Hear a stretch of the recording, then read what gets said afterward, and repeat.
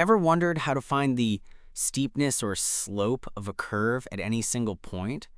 That's what a derivative does. Today, we're diving into the power rule, a fundamental tool for finding derivatives of polynomial functions.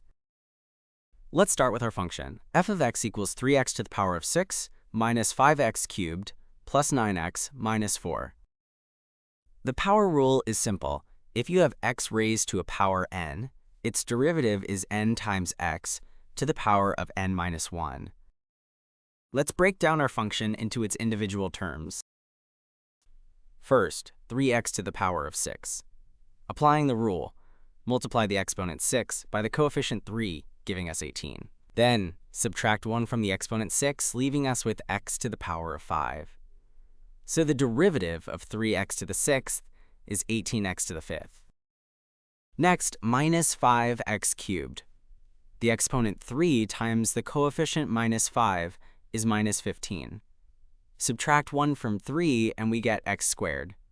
So the derivative of minus 5x cubed is minus 15x squared. Then 9x. Think of this as 9x to the power of 1. Multiply the exponent 1 by 9, giving 9.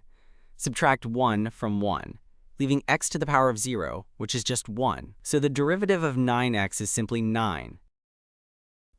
Finally, the constant term, minus 4. Any constant, when differentiated, always becomes 0. It has no slope.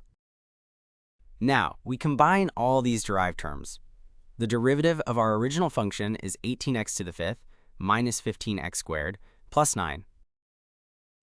To make sure we got it right, let's quickly verify with the graph. Here's our original function, and here's its derivative. Notice how the steepness of the original function matches the value of its derivative at any given point. And there you have it. The derivative of 3x to the 6th minus 5x cubed plus 9x minus 4 is 18x to the 5th minus 15x squared plus 9. That's the power of the power rule.